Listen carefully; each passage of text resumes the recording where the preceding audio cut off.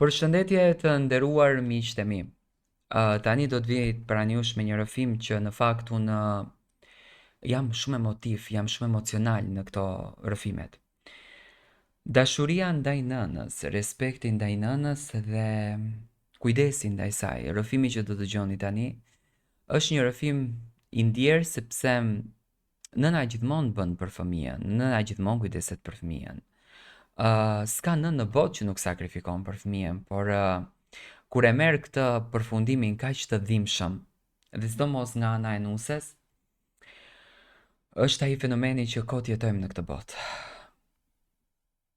E kam pyetur shpesh veten pse zemra njerëzore krijon lidhje kaq të forta.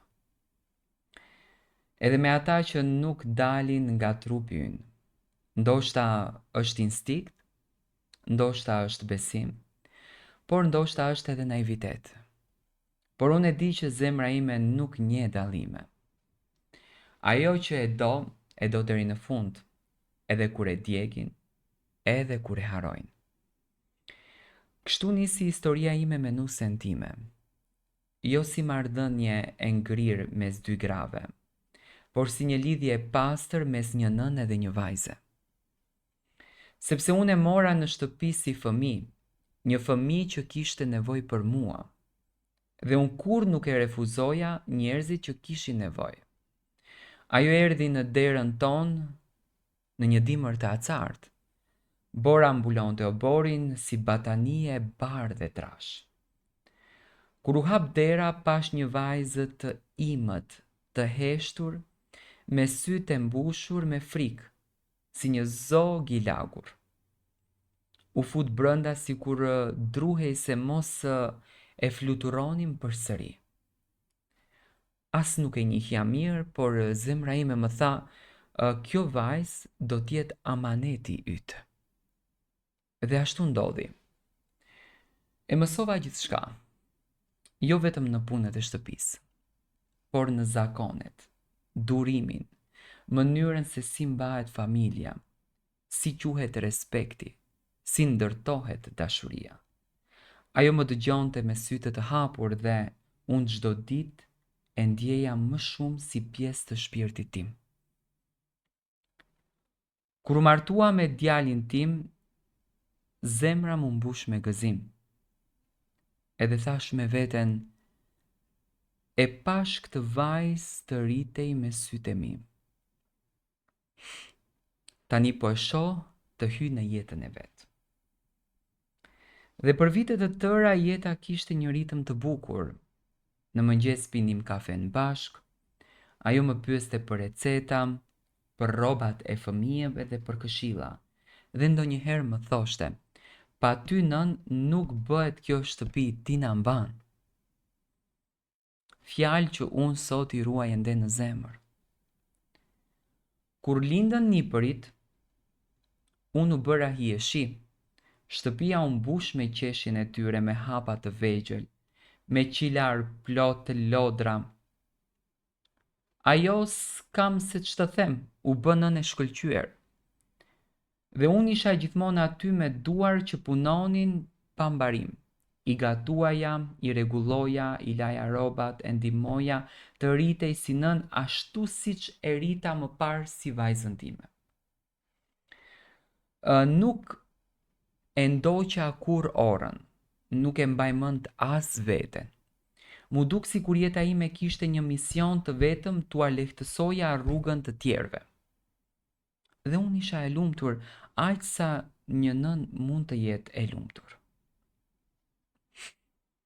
Por vitet janë si fletët të librit që kthehen pa leje. Pa e kuptuar, unë një ditë u zgjova dhe e pash se flokët më ishin bërë me borë. Këmbët më dridheshin, zëri nuk ishte më i fortë, duart më lodheshin nga vjetërsia, edhe shtëpia që dikur e mbaja të pastër si pasqyrë, më dukej tashmë tepër e madhe për mua. Fillova të bëhesha barë, jo se më thanë, por se ndjeja. Nusja ime nuk më pyeste më si unë ha, Kur I thosha ndonjë këshill, ajo më thoshte me gjysmë zëri: "Lëre nën se e di vet." Biseda që dikur rritnin natyrshëm, tani ishin të shkurtra, të thata, të pavullnetshme. Hapat e mi në shtëpi nuk dëgjoheshin më me respekt, por si zhurmë e tepërt. Televizori im u bë shumë I lartë për ta. Kolla ime u bë shqetësim për ato. Edhe karrigja ku unë ulesha, si duket zinte shumë vend në atë shtëpi. Ndonjëherë e shoh teksa më vështronte dhe më dukej sikur mendonte: sa do zjas kjo? A imagjinoni dhimbjen e një nëne kur e sheh këtë në syt e fëmijës që I rriti vet? Një mëngjes mu afrua me një buzëqeshje të panatyrshme.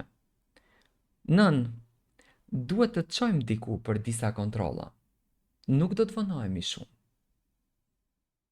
Mora shamin, pallton e trash, edhe dola me hap të vogël. Besova fjalën e saj si gjithmonë. Ulëm në makinë, e shikoja në pasqyrën e përparme. Por ajo evitonte sytë e mi. Kjo më shqetësoi. Zemra më rihte fort pa e ditur pse. Makinën e ndali para një godine të madhe gri. Në hyrje, në një tabel të madhe shkruante: qendër banimi për të moshuar. Më ra zemra, mu drodhën këmbët, e pyes çfarë është ky vend. Asgjë nën. Këtu do kujdesesh më mirë, këtu ke gjithçka. Mjek, ushqim, njerëz, ne do të vizitojmë shpesh. Më mori për krahu, por jo si dikur. Sot ishte e ftohtë, tepër e reptë. Ndjeva sikur po më pushtonte nga pozita ime si nën.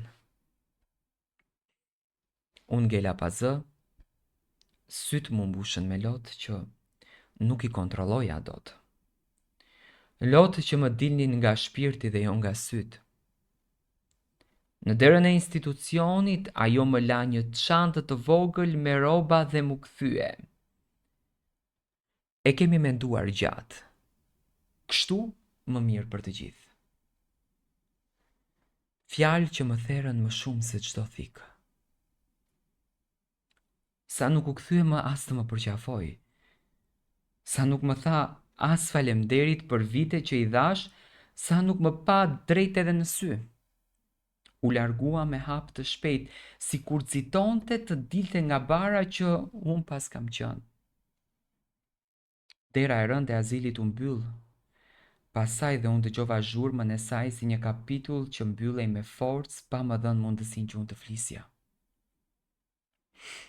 Dhoma ime ishte e vogël, e ftohtë, një krevat I ngurtë, një dritare ulët, tavolinat e zbrasta. Dera u mbyll ngadalë dhe ajo tingull më përplasi mua në shpirt. Ku në mbrëmje dëgjova të moshuarit të tjerë që flisnin për fëmijët e tyre. Disa qanin në rjorgan, disa të prisnin vizita që nuk vinin kur, disa jetonin me fotografi të vjetra, dhe aty e kuptova se nuk isha e vetme, por kjo nuk e bëri dhimbjen më të vogël. Netët janë më të vështirat këtu. Kur dritat fiken dhe heshtja bie si një perde e zezë, zemra më dridhet. Mendimet më marrin frymën. Më duket sikur shtëpia ime është aq larg sa është në një planet krejt tjetër. Më merr malli për zhurmën e fëmijëve, për erën e supës të drekës, për divanin e vjetër ku unë flija. Më merr malli për zërin e nusës sime, ashtu siç dikur ishte e butë e ngrohtë e fëmijërore. Shpesh e pyes veten, ku gabova? Ku humba? A mos e doja shumë? A mos e mësova të ishte e sigurt se unë gjithmonë do t'isha aty për të? Por pastaj e kuptoj. Nënat nuk gabojnë duke dashur. Gabimi është ndoshta kur të tjerët e marrin dashurinë si të mirëqen. Lotët e mi nuk ndalen, jo se jam e dobët, por sepse një zemër që ka dashur krejt jetën nuk e përballon lehtë braktisjen. Të gjithë këtu në azil thonë të njëjtën gjë. Dhimbja e madhe nuk vjen nga plakja, por vjen nga haresa. E them edhe unë, jam plak? Po nuk jam gati që të harohem. Nuk jam gati që të zëvendësohem nga një derë që mbyllet dhe një vizite që nuk vjen kurrë. Ndonjëherë imagjinoj që ajo do të hyjë në derë me sy të penduar, me zë që dridhet, nën të mora me mend, eja në shtëpi. Ndoshta është iluzion, ndoshta është një copës shprese që më mban të gjallë, por edhe kjo mjafton për të ma marrë frymën një ditë tjetër. Si një nën, dhe e lënduar, dhe e haruar, dhe në dhimbje, prap unë e fal, prap pret, prap shpreson, prap e do. Kjo është historia e dhimbshme e kësaj nëne, e cila me lot në sy tregon atë dhimbjen e madhe që i vjen nga një njeri që ajo e ka rritur, ka investuar në të, ka investuar kohë, ka investuar mend, ka investuar shpirt. Dhe në fund vjen një fund tepër i dhimbshëm që kjo nën thyhet në shpirt, pritet në bes dhe zemra e saj shkatërohet nga presioni që kjo nuse i bën, që kur u bë me fëmijët e vet nuk e do vjerën. Nëna në shtëpi është bekim, po lumë ato që e kuptojnë.